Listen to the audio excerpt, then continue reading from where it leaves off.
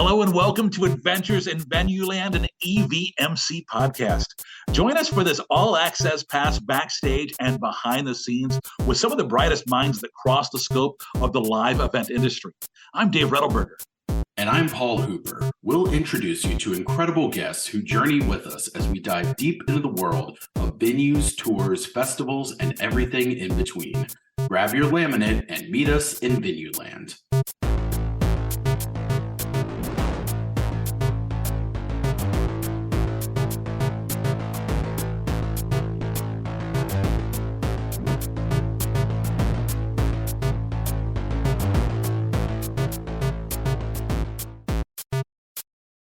Today's adventure takes us to the future home of EVMC 2024. Of course, we're talking about Denver, Colorado. And joining us today is Jennifer Persyn. She's the Executive Director, Venue Marketing and Publicity at Kroenke Sports and Entertainment. Jen, how you doing? I'm great, guys. How are you? Good. Not too bad. We were all before we started recording, sharing our tales of how many inches of snow that we're in. So for you we're West Coast listeners, to Denver. Yes, right. We're lucky here. There's like 300 days of sunshine usually in Colorado. So even when we get snow, it does not stick around.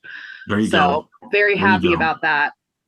Well, let's talk to you about today. We're going to get into it because I know you quite an interesting history and some time there at in Denver, as we'll get into. But what I wanted to start with was for folks who aren't familiar with Kroenke Sports and Entertainment. What's that? Yeah, great question. So we are one of the world's leading entertainment and management ownership groups. So you may or may not be familiar with the Kroenke family. But as far as our Denver-based division of this goes, KSE owns and operates Ball Arena, which is our arena, of course, Paramount Theater, which is like a smaller cap theater in downtown Denver, Dick's Sporting Goods Park, which is an outdoor facility, and then also the Denver Nuggets of your NBA, Colorado Avalanche, Colorado Mammoth, and Colorado Rapids. And then we also have other properties under the KSE umbrella here in Denver. So we've got Altitude Sports and Entertainment, which is a 24-hour regional television network, and then Altitude Authentics, which is our retail provider. That's a lot. It's a lot. Oh, we've got KSE Radio too. So we have radio in Denver as well. Yes. So second question, how do you sleep? I'm just kidding. Pretty well. I'm tired. Yeah, with your role there, and your role is Executive Director, Venue Marketing and Publicity. So what does that put you in your wheelhouse? Yeah, so I basically oversee the venue marketing publicity for the venues. So I'll oversee Ball Arena, Paramount Theater, and Dick's Sporting Goods Park in terms of anything pertaining to a concert or family event. So not really touching any publicity as it comes to teams or anything like that, but anything related to our concert dates, helping our promoters market those shows. That's what me and my team are here to help with. With the shared ownership, does that help kind of naturally bridge some of those connections with the teams, and how does that relationship work? Yeah, I think it really helps us in terms of our leveraging capability, just because, we can go to a partner like Effect TV and say, okay, the teams are going to spend X amount this year. We maybe need to do this and kind of leverage for our negotiation power. So that's obviously super helpful. Obviously, having our own television network under our umbrella and our own radio is really helpful in the market as a tool for us. So yeah, it really works well. But just like other arenas, we kind of operate separately from the teams. There's a little bit of overlap, but they're occupied with a lot of their own stuff too, and their own league sponsor deals and things that we're obviously not involved with. Let's kind of talk through each of the venues, if you don't mind. I'd love to just kind of give everyone a brief overview of everything. Let's start with the arena. Yeah, so Ball Arena, we're obviously based in the heart of downtown Denver, kind of just on the cusp. So right off of the highway. And yeah, it's your typical arena, sees a lot of routing tours. And then we obviously have 3 teams playing in our building at all times, pretty much year round, except in the summer. And so our calendar is quite busy for an arena. And so our booker works really hard to secure all those dates and do all that fun stuff. And then we're left to market, those concert and family events that come through, whether it's year over year or, whatever tours are routing through year to year. in the arena, you've got this amazing restaurant, this themed restaurant. What's the name? What's the name of it? What's it Oh called? my gosh, it's called Breckenridge Brewery Mountain House. Yes. So are Um, you involved with marketing with that It's at like a all, or how does that lodge. work? So I kind of helped when that branding attachment for the name of the restaurant came into play, where I sent out a press release in conjunction with our overall KSC PR team to kind of just promote that it was now Breckenridge Brewery's Mountain House. So I assisted with that, but yeah, it's really cool. It's just a restaurant we own and operate out of the building. Fans can make reservations to come, pre-game or pre-show to have their dinner there, and it basically feels like you're walking into a mountain lodge, which It's is so cool. totally Yeah, you unexpected. don't feel like you're in an arena anymore. It's pretty wild. Yeah, it's you feel like you're in Colorado, which is Yeah. cool. And I know when that whole remodel happened, prior to me even being here, it was just really exciting for the owners to build that out because it's just quintessential Colorado Lodge, what you would think of when you're sitting in there. I know you mentioned the three teams, and probably everyone's going to be familiar with the Nuggets and the Avalanche, but you have the Mammoth, which is a lacrosse team, right? A professional lacrosse team, and that's definitely not as common. And I know when we were out there in November, some of us were kind of picking your brain on, what's that like having a professional lacrosse team? Is it well attended? Is it popular in Colorado? What is that kind of experience? Probably very different than the other two, but definitely a third tenant. Yeah, I think it's really fun. It's great to have the dates on the calendar year to year. Our Mammoth fan base is really great, really loyal. We've got diehard fans that just love our Mammoth, great season ticket holders. And it's fun, to be a part of the NLL League. Things have evolved with that league over the years too. So it's just been fun to be a part of that growth and that exposure over time. But yeah, I just think it's fun for our fans, and it just offers another indoor sports option for people in Denver. It's such a great sports town. There's so many fans of all different kinds of sports. So it's just fun to bring a different kind of product to our building. And honestly, the games are just so much fun. They're, not exactly what you would expect out of a typical sporting event. You can have a little bit more fun, be a little bit more playful. So it's just a different and exciting kind of product for us to have in our building. Now, you also mentioned, the theater, talking a little bit about is it Paramount? Is that what you said? Paramount Theater, yeah. We're in the heart of downtown Denver, like I said, and we are in our 93rd year of operation, which is great. KSC Wow. obviously hasn't owned the building in that entire time, but in the time we have had it, I don't know, it's kind of a piece of my heart. It's like 1,800 seats downtown. It's historic. It's got traditional Art Deco architecture, a great marquee that's like original, that requires a whole lighting team to kind of manage and upkeep. But it's just a really great theater with a lot of different fun stuff. We do a lot of comedy in our building. We just got off the end of an 8-show sold out run of Jim Gaffigan, which was awesome. We have that. We have rock shows. We have cover bands. We have pop. I mean, it's really a room that anyone can play, and it's just a lot of fun down there. I'm sure it's a fun balance. Like I know when I worked at like the arena and the theater, it is fun kind of having this big sort of sandbox in the arena and this giant scale of shows, and then having the total opposite where you can do these more intimate shows, and sometimes those are frankly the better shows. You'll get these artists that are maybe playing down, or they're kind of like legacy acts, and you get to see them in this smaller, more intimate theater, and it's really like a special experience. Like, Jim Gaffigan playing 8 shows there versus doing like 1 or 2 at the arena. I'm sure the people that attended the theater show felt it was much more intimate. Yeah, absolutely. And that's part of the fun, right? And just like you said, Paul, like you see people kind of on their ascension up where, someone will play our room and then 2 years later they're booking our arena. So it's Right. kind of like fun to see the progression of that as well as those legacy acts. Like, can't say who, but we just booked a show that we've had here for years that hasn't been around for a couple of the last few years, and it's going to be great to have them back in our building. So it's kind of fun to just see the life cycle of artists in both rooms. That's very cool. And then, of course, you mentioned this park that you also do, but it's not just a park, right? Dick's Sporting Goods Park is It's a pretty sizable venue. It is. Yeah, it's our stadium in Denver. So it's just outside actually in Commerce City, Colorado. So it's not where the Broncos play downtown, but it is where our MLS Colorado Rapids play.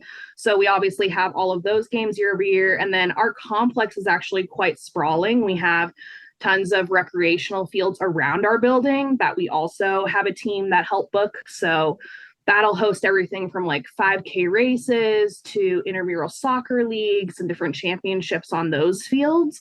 So it's really a great community hub for kind of all the activity in that city and surrounding areas for people to know, hey, if my kid's playing soccer or whatever is going on, like it's likely happening on our field, which is fun.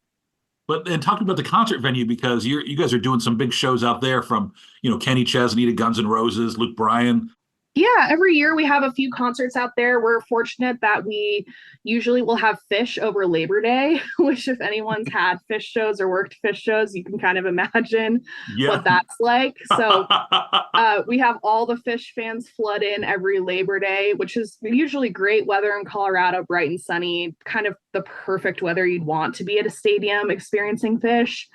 And then, yeah, we usually throw a few acts in as well every year. Like we've had Luke Bryan, just like you said, Dave. So there's just a lot going on in the building. And it is fun to just see people kind of, because experiencing a stadium event's a little bit different than sitting in an arena, right?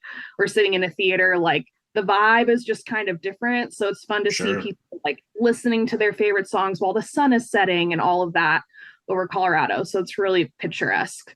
I like that you mentioned you've hit on, talking about Denver as a sports city and talking about these other venues, but really you all manage so many venues there, but the town is known as this sort of like hub of entertainment. Like you've got these other historic theaters, you've got this little tiny amphitheater a couple of people have heard of called Red Rocks. Like you've got the stadium where the Broncos play. It is truly like all types of venues and multiple of those types of venues there, which I think makes it, one of those unique cities in the States where you see every size of act, but also you have every type of entertainment from all the major sporting teams to Broadway shows to anything you can expect. So, I think it's appropriate that we're going there with EVMC, which, is our first year with the new name, which, giving it the venue moniker instead of arenas. But, what have you seen, in your time in Denver? Like what makes it special, that special market, with all this entertainment, beyond what you're working on there? What is the kind of magic sauce in that city? Yeah, I think it's been really fun, like having the length of career in this industry I've had in Denver because so much has changed. The way we market shows has changed. The number of rooms in the city has changed. The volume has certainly increased and changed over the years. But I think what's so fun is for people outside the industry, you might not typically think of Denver as like the entertainment city. Like offhand, people are going to know, yeah, we have basically every type of league team here. You've got football, you've got basketball, soccer, hockey, all of it.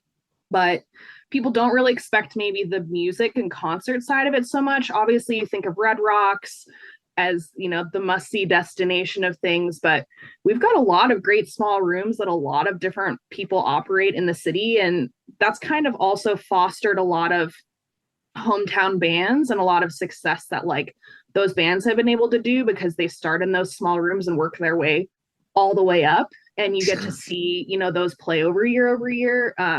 So although it might not be like an LA or a Nashville in terms of like fostering that culture, like there are still a lot of hometown bands here, a lot of like well-known promoters based here. So there's a lot of activity going on, and we're all just trying to keep our heads above water and book our shows and have them play off. Right. True. I'm sure there's a lot of friendly competition, Yes. amongst it. Yeah.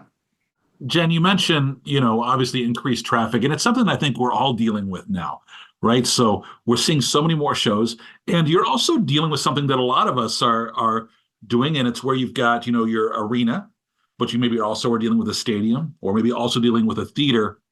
Talk to me about balancing those shows, because sometimes a little theater show can take up so much time that you should be devoting to one of your arena shows. And how do you find that balance? And how do you, allocate which resources should be used for which event? Yeah, I think it's really important to just kind of evaluate what's coming down the pipe and kind of just making a list, ranking like what needs to be our focus immediately the next 2 days and the next week and the next month, because we can be, hey, Olivia Rodrigo's coming, we want to plan some fun backstage activations, but that show's 5 months from now. And I also have, a show I need to get a marketing settlement ready for that's playing tomorrow. So Right. kind of balancing like all of that stuff. I think for me and my team, it's really important to prioritize and have the best use of our resources internally. So, when I'm having our digital marketing manager like book our meta campaigns on Facebook or something like that, like I want to make sure she's efficiently doing that to the best of her ability, but then our other managers are also tracking and making sure that those are converting well so that we're not wasting our time continuing to place things for shows where we might need to pivot spend or things like that. And when you have reports and kind of internal processes where you can work through, what's working and what's not, you pretty quickly get a sense of like mapping out what your week or month is going to look like. Now, of course, you always have those shows where something comes down last minute, right? I need this today. We're going up with another show added for this artist in an hour. We've all experienced that kind of fun where you just drop everything and rush to the aid of whatever's going on. But it really is a big balancing act. I mean, when I started, I was probably overseeing 8 to 10 events a year. And we're in the hundreds now. So like multiple hundreds. Yeah. So, I mean, the landscape's just totally different than it was. Hopefully your staff has grown a little bit as well. It has. Yeah. Tell us about your team. Yeah, I'm really fortunate to have a pretty robust sized team. So I've got a digital marketing manager. She kind of oversees all of our social media, all of our like social content, emails, anything having to do with shows themselves, and kind of just using our digital platforms to leverage and market those events at all of our buildings. And then I also have a venue marketing manager who assists me in all of our ad buying that we're doing in-house for all the shows that we're promoting or co-promoting, which, as you imagine, is a lot of work to act as agency and do all of that. I also have a digital content coordinator who is basically our graphic video design editor and also kind of helps with all of our generic social content, anything where we're just not really talking about a show specifically, but we're talking more about like our teams or venue tours you can take, kind of fun pieces like that. And then I also have a venue marketing coordinator who helps us with all of our grassroots work. So say when like Cirque du Soleil comes to town and wants you to reach out to 100 different small businesses, we have someone who will help with that. Yeah. And then our intern as well, who just like really helps pick up all the missing pieces that we can't get to. It sounds like a good team though. It is. It's great. It's so important to have those people you can rely on. Yeah, for sure. Are you all having to do, media escorting at all these different venues? How are you dividing that up if you've got multiple shows on the same night? Or do you just kind of like, okay, everyone, are you cross training a lot too, to where you have like, okay, intern, sorry, you're going to be doing this because we're going to be at the stadium. Someone else is going to be at the theater, but you at least know how. Yeah, absolutely. Yeah, a month or so out, we're usually assigning those events. And luckily, due to the size of our team, we're kind of able to divide and conquer, which is great. Obviously the needs at an arena are going to be at like a much higher level and require more people than something that we're activating at the theater. But for us, like we always have someone at an arena event. There's just always something to capture that FOMO that you want to like have on your social media and relay to your fans that are following you. And then on the theater side, we're not at every single event because like nearly 200 plus events a year, it's just not humanly possible to be at all of those. But we try to attend, all of the big stuff that's playing as much as we can, just so we have that content as well for those channels. So Jen, let's take it back for a little bit. When you were at Colorado State University, yes, you're doing hospitality management. Did you know you wanted to get into live events, or how did you get the live event bug? That's a great question. Yeah, it's funny because I initially came into school as a declared engineer, and Wow. about, I don't know, maybe a month and a half before I put my feet as a freshman on campus, I was like, what am I doing? I don't want to be an engineer. I can And relate. my dad was in marketing, and I was like, that kind of seems more fun. Like, I can't say I'm the most creative person, but I definitely like kind of the marketing and branding side of things. So I was like, I'm going to declare my business degree. I'm going to go get my marketing degree, and just, it was a really good fit for me. I was fortunate to come into college with a lot of credit actually from high school. So I was on track to graduate in 3 years, and I didn't want to graduate in just 3 years. So that's when I added my hospitality management degree on top of it so I could stay for 4 years. There was a lot of overlap between those two degrees at the time. And yeah, I just kind of fell into it my sophomore year. I had an internship with the Colorado Eagles, which ironically now is an affiliate of the Avalanche in Windsor, Colorado, just north of us, and worked with them for a season in game entertainment, kind of the person you imagine throwing the t-shirts into the crowd and walking and trying not to fall on the ice, scooping up pucks and doing all of that. And yeah, it kind of just lit this fire where I was like, this could be fun. I don't know if I'll be like so lucky to get into this industry, but like we'll give it a shot. And lucky for me, like doors just kept opening in that vein because I was really open to working in any kind of marketing. And again, the opportunities and the connections I made in those early internships really helped me, I think become a candidate that was interesting as I was continuing to apply for things. Now, did you grow up in Denver? Did you mention that? Are you from Denver? I'm from Fort Collins, which is like Okay. an hour north of Denver, so also where Colorado State University is. So didn't leave too far from home. And then when I graduated, it was 2010, and there was not a lot of fun job opportunities in the market. Like it was a pretty tough time to be graduating. So I took a sales summer internship job with the Colorado Avalanche, and I cold called for 3 months with the Avalanche. And then that was kind of how I got my foot in the door at KSE and was able to really work my way up to where I am now, fortunately. It's those, you laugh about that cold call job, but Yeah. that's those so many times. Those are the jobs that, while they may suck at the time, right? Like it can be brutal. It's what sets people up for success, because people that survive, well, that can make it through, are the ones that are still in this business. Yeah, absolutely. It's if you can find some level of contentment cold calling, and have any sort of level of success, that's really showing your passion and ability to drive and really make things happen for a business. To be able to say I made X amount of dollars in company revenue while I cold called, like there's obviously value to that for any business. So it's a great fundamental thing on the resume. Did you grow up going to any shows or events kind of in Fort Collins or Denver area? Do you have any memorable ones that, like when you were younger, that you remember attending?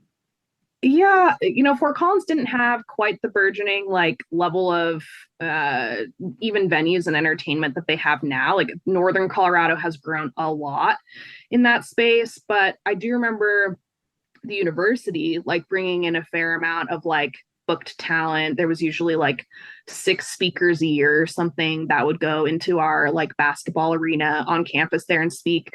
I do remember my mom took me to see Maya Angelou, which still just sticks in my Oh, that's brain as cool. such a cool thing to be able to like have listened to her as a young impressionable teenager. So that one sticks out in my mind. We also have a theater up there, the Lincoln Center. So, all of your kind of theatrical shows, Christmas Carol every year. I remember attending that as a kid too, which was always fun. Gotta love a little theater. Yeah. Absolutely. Well, hey, we're talking a lot about Denver, but this one question mark I have for you is, you spent a couple months as an intern for the Tampa Bay Lightning. I did. How did that happen? Yeah, so No more snow. Gotta leave. no more snow. I moved into the very rainy season of Tampa where it would pour rain the entire month of the summer. Yeah, right before I turned 21, I was just looking for summer opportunities that would like kind of keep me in the vein of the industry I had been in. Whether it's venues or hockey, I was kind of open to whatever. And I literally just was on Teamwork Online, just like seeing what jobs were available and applied and ended up getting the internship with the Lightning that summer as their like marketing intern. So yeah, I packed up everything for Colorado. I drove down to Tampa and found some other intern roommates for 3 months. And yeah, really just like spent a lot of time diving in like a more marketing focused internship role, which was like really helpful for me because at the time there, my manager, she was not only marketing the Lightning, but she was also doing all the show settlements for marketing. Yeah. So I really got to see kind of both sides of things, both like marketing of sports and like kind of the grassroots side of what that looked like, as well as, hey, like here's how a show settlement goes, and like here, Jen, send out a press release for this event. And I really got to like kind of see all of those pieces. And so when I came back to Denver, when that internship was over, I was like, this is something I think I could be good at, and let's see what happens. Let's talk a little bit about that jump from that summer sales associate position with the Avalanche to kind of how you ended up working for Kroenke, and then a lot of time there with Ticket House Ticket Horse before you got fully into the whole venue side of things. Yeah, absolutely. So yeah, I was the summer sales associate for the Avs doing all that great cold calling. And then when that internship concluded, I was able to get on board in customer service. And I was like, I just need an in at this company. I'm just going to make connections. I'm going to grind for a year or two. I'm going to see what happens. So yeah, I did customer service for about a year and a half. At the time, Access wasn't branded Access, but their back-end ticketing platform, you could basically rebrand on the front end. So Ticket Horse was actually like a company owned brand, but the back end was Access. So I actually kind of got familiar with being able to like pull tickets for customers on the phone, fix their customer service issues and things like that.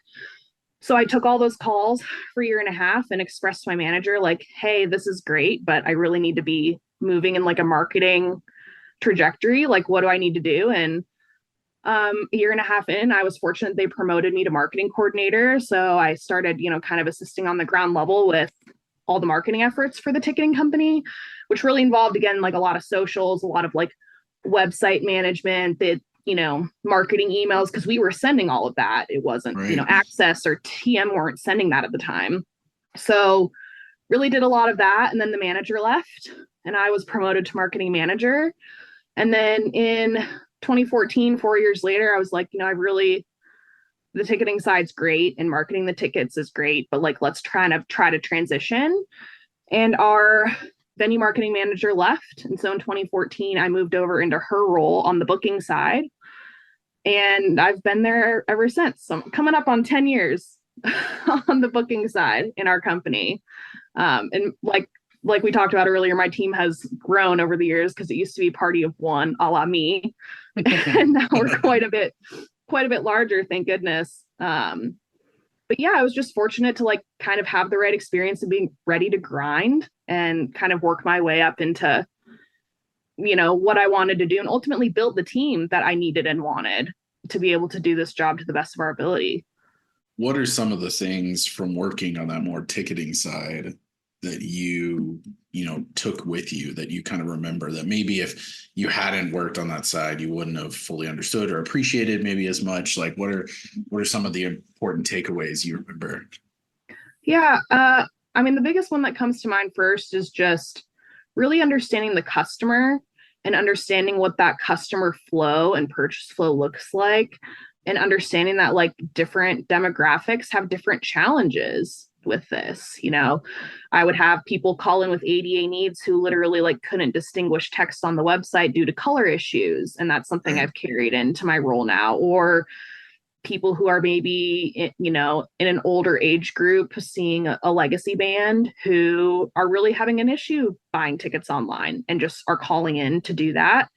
And the kind of needs that they have versus, someone who's 18 and has bought tons of concert tickets before and just plows through the purchase process. Right. It doesn't think about the fact that their terms and conditions say that there aren't refunds on their ticket and kind of explaining that process. So it helped me get a baseline initial understanding of demographics, I would say, which obviously helps me market shows now. but also just understanding like what our customers are experiencing during that purchase flow, and like how can I as a marketer communicate that now so that people have the best ingress and like entry point into our facilities, because that's the first experience they have with us is landing on that ticket page, Right. before they step into our building. And ensuring that that process is streamlined and easy for them is so important. Jen, when we talk about your time here in Denver, I think you said 10 years in the current position, 13 years, a little over 13 years now with Cronky, is, as somebody who has also been with his current company for about a little over 13 years, there's some people who love to jump from market to market. And some folks, hey, this is my city. I love this city, and this is where I'm kind of keeping myself. And people have different views. Is that a good thing? Or should I always be striving for that bigger market or whatever? But are you content in Denver? Is Denver where you see your career playing out? I mean, I love Denver. I'm born and raised Coloradoan. We're unicorns out here, to be honest, at this point, because there's so many people that have moved into town. But Right. yeah, I just love it so much. And yeah, it's hard to envision not ending my career here in Denver. But I mean, that being said, I'm definitely open to things. Like my husband's from Texas, so like Texas could be on the table for us at some point again. But I don't know. I'm just always excited to keep like pushing the envelope and learning more. And if a great opportunity presented itself to do that, like I would be open to it. That being said, it's going to take quite a bit to pull me out of my homeland. Right. Sure. And I think too, like work in this role for so long, you also just develop such close relationships with your other promoters, like my Live Nation rep in Denver and our AEG reps, I've known for so many years, even pre-pandemic, so we also like it's easy to collaborate with them, and we have a great line of communication because we've just worked together for so many years. And so there's also a lot of value in that because we can quickly bounce ideas off each other, shoot each other a call or a text, and it's just a lot easier to operate when you have that baseline relationship and knowledge. Yeah, I mean, I think that's a critical point, which you sometimes do lose when you maybe bounce around markets, as you're having to learn new reps everywhere. And if reps change, it's like it becomes more transactional, I think, and less of a relationship. And so, that is one of the benefits, as another person, as the third person on this call who is embedded in a market, that is, I didn't want to speak for you, Paul. I think that is a huge benefit, is you do sort of develop with promoters and even in the market, different businesses or whatever it is that you're working with. If you've been working with them for 5 or 10 years, they're going to trust you to take risks, and you have a crazy idea, they're going to explore it with you because you have that relationship built. You're not just some new kid in town that's trying to, pull something over on or whatever they might feel. Yeah. Absolutely. Yeah. I mean, we've got some great businesses that we love to partner with too. I mean, a lot of people come to Denver, and if they're readers, they want to go to Tattered Cover Bookstore downtown, or if they're record, listeners, they love to go to Twist and Shout, which is both have been around for really long time and are really well known. So yeah, being able to have those kinds of relationships and just say, hey, like, what do you think about this? Or, what can we do together here to like make this more interesting for fans?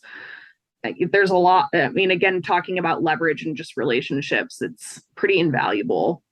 You're talking about it a bit now, but for those attendees that are thinking about coming to the conference this June, what makes Denver special to you? Like, obviously we've hit on the many venues, the many teams, that does make it an exceptional city, but they might find that in other locations. And you do have some iconic venues, which is cool, and this beautiful, mountain line to one side. But what makes Denver amazing? What places would you make sure you would always want to hit if you were to visit, or if you have family come to town, you're telling them to make sure you do this? Absolutely.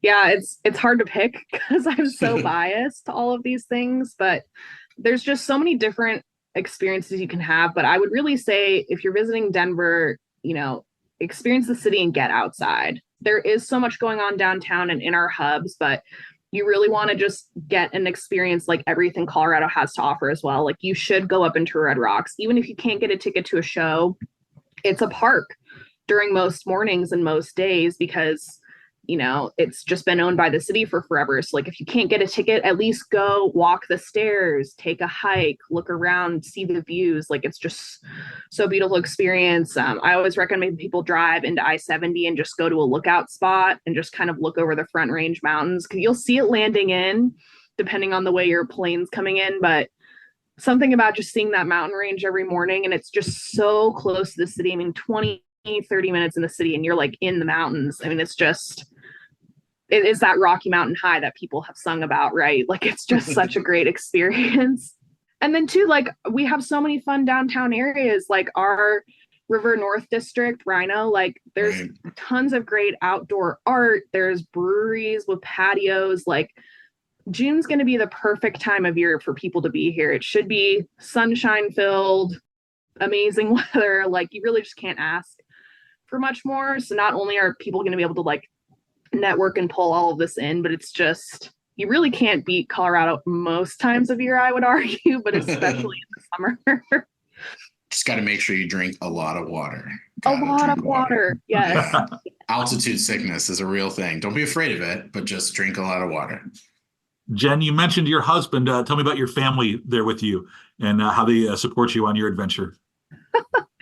Yeah, so it's funny, when I started dating my husband, he was like, what do you do? And I was like, I'm just in marketing. Like, I just do things. I kind of always lay that low because, you never want while you're dating, never want so can you get me tickets question. Nope, that's a deal breaker. It's the deal breaker, right? So yeah, he's great. He's just been so supportive, and he is born and raised in Texas and then came out here to launch Amazon Fresh, and he's in the tech and finance industry now, which is great. And yeah, so we met and kind of had right before the pandemic, and got engaged in 2020 and married the next year. And we had our daughter right out of the gate, and now are expecting our second. So we're just having our little whirlwind romance over here. But he's so great. He's so supportive, and just, hey, I need to go work a show tonight. And he's like, I got it. You go. And he's so great about everything. And then you said, did you mention a toddler? Yes. Yeah. So my daughter will be 2 here in a few months, and I'm due next month with our second. So we are going to have a party in the Persyn household of very loud. And you've got a dog, children. Right? Yes. Yeah. We have our rescue pup, Bauer. And I don't think he knows what's coming to him with this. He's next gonna be like baby, another one of these little kids. Like leave me alone. I want to sleep. Yeah, he's so great. So full house over here. Oh, yeah. Good luck. Yeah, thank you. I'm gonna need it. When they're older, they cause bigger problems. But when they're little, it's just a matter of just staying awake. That's half the battle. Yeah, but it's fun. We've had a lot of fun memories with her. I have photos of her in the Stanley Cup when the Abs won in 2022. Oh, that's awesome. Yeah, and we took her to her first playoff game that year, and so we're making those event memories right out of the gate, which I think is really going to be fun for her to look back on. Yeah. Jen, before we wrap things up, I want to hit you with our Fast Five. It's 5 quick questions, just looking for your instant response. First up, do you remember your very first concert? Oh, I don't think it was till I was a teenager. It was Under Oath, if you can believe it or not. How about that? Wow, love that. Do you have a favorite concert? I would say Ed Sheeran. He did a stadium tour here, which I unfortunately missed, but he did play our theater the night before, which was so amazing. It was really small. Oh. Yeah, and I've seen him in our arena too, and he's just incredible live. How about your favorite thing to do on a day off? Right now, probably nap, if I'm being honest. I get it. Who's got the best breakfast in Denver? Ooh. This is a personal question for Dave. He actually does it. Yes, it is. Making plans now. That's such a hard question to answer. Oh gosh, I don't even know if I can. I will say there is a bakery called Bakery 4 in our Tennyson district. And if you are a croissant or cinnamon roll bread kind of person, and you just want to get a coffee and a pastry to go, that's where I'm headed. What's the little place downtown? Just it's this diner that's not too far from the hotel we're doing EVMC at, and I got a burrito about the size of my head. It was amazing. Yes. Gosh, I'm gonna lose my mind. It's not Tom's Diner. I know what you're talking about, and I can't Yeah. remember the name of it. Anyway, hit me up in Denver, and I'll take you there. Yeah, we'll go there in June. Last question for you. What's your theme song? So there's Ooh. a TV show, cameras follow you all around, filming your life. What is the song that plays over the opening credits of the Jen show? I'm gonna say "I'll Be There for You" from Friends, because I love that show, and I think that's pretty defining character for me. I'm usually a ride or die with my friends and family, so I love that. Yeah. Hey, yeah, obviously you've got a lot of venues there, but who do you want to plug? Where can people follow along your venues, or even reach out to you? Anything you want to throw out there? Yeah, you guys can find me on LinkedIn or on Instagram at JNORD303, rep in Denver. And then our venues, we are at Ball Arena Denver, at Paramount Denver, and at Dick's Sporting Goods Park across most of our channels. So you can follow us there. There you go, just that easy. Hey, thank you so much for the time today. I can't tell you how much we appreciate you and your busy schedule, and it's only getting busier from here, sounds like. Yes, yep. Thanks so much. It's been so fun. Hey, and a big thanks to everybody for listening to this episode of Adventures in Venueland. Remember, you can subscribe and find more episodes wherever you listen to your favorite podcasts. We do love it when you give us one of those 5-star reviews. It helps others find us, and we always say that, but go ahead and do it today. And until the next adventure, I'm Dave Rettelberger. And I'm Paul Hooper. We will see you out in Denver. And thanks for listening, everyone.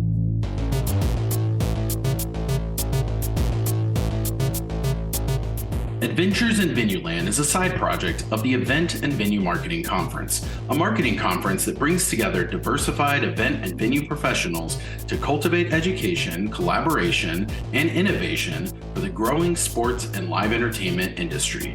Find out more at eventvenuemarketing.com.